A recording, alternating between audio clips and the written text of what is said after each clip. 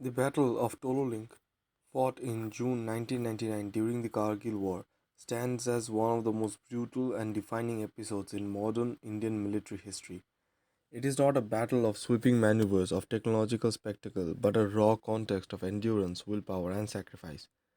Fought on bare rock and ice, where geography itself was the enemy.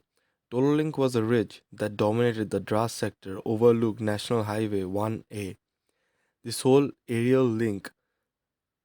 arterial link between Srinagar and Leh. Control of this highway meant control over Ladakh's logistical lifeline. And by occupying Tololing, Pakistani forces placed India in a strategically precarious position.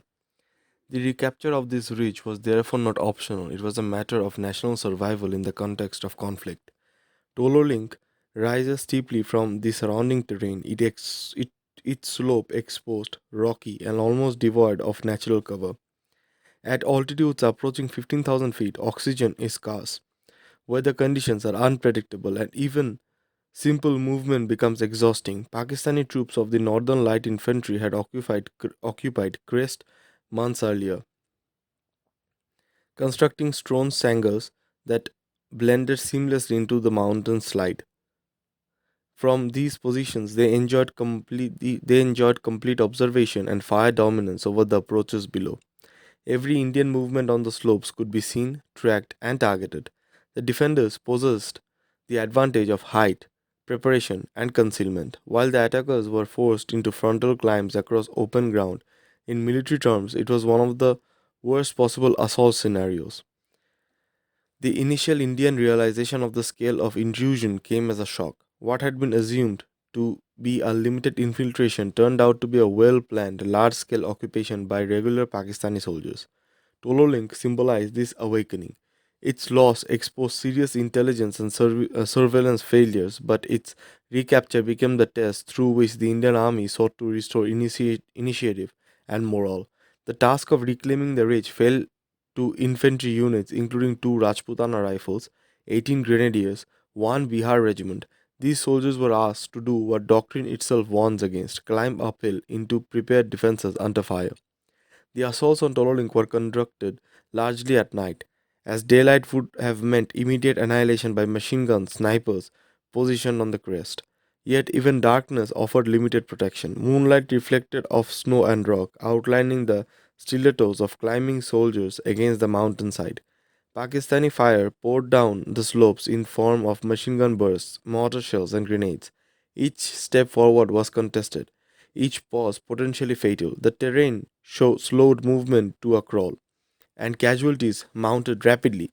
Soldiers fought not only the enemy but altitude sickness, freezing temperatures, physical exhaustion that pushed the human body to its absolute limits. Early attempts to seize Tololink met with fierce resistance and costly setbacks. The defenders, Sangers, were strong, mutually supporting, and well sighted. Indian units learned quickly that conventional frontal assaults would bleed them dry. Adaptation became essential. Commanders studied terrain in detail, identifying lesser guarded approaches and near vertical routes that the enemy believed impassable. Artillery support, particularly from Bofor's gun, was intensified to soften enemy positions and disrupt their morale. The battle evolved into a slow, grinding contest in which progress was measured in meters rather than kilometers. The turning point came with the assault on sub-features such as South Spur, a position known as the Hump. These locations were critical to the overall defense of Tololink. Their capture would unravel the enemy's hold on the ridge. Indian soldiers climbed near vertical slopes under fire using darkness, stealth, and sheer determination to close in on the bunkers. Once contact was made, the fighting became intensely personal.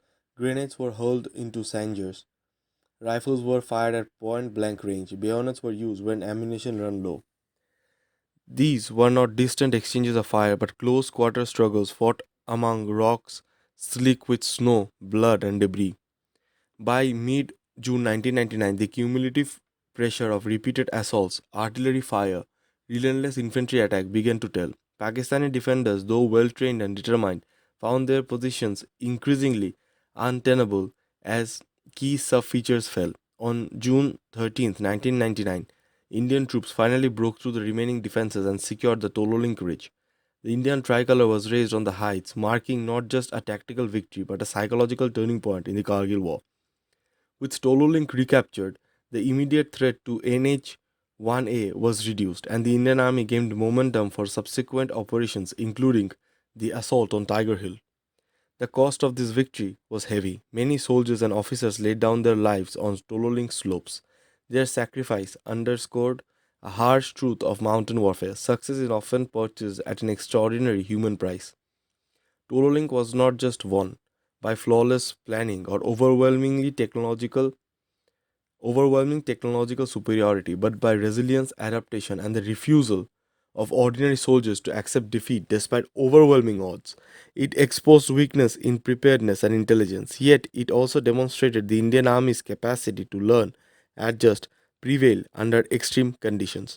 In the broader narrative of the Kargil conflict, Tololing represented more than a single battlefield success. It serves as a reminder of the consequence of complacency and the unforgiving nature of high altitude warfare. The Ridge stands as a silent witness to the reality that strategic ground, once lost, demands for greater effort and sacrifice to be reclaimed. Tololing's recapture affirmed India's resolve to defend its territory and reshape the course of the war.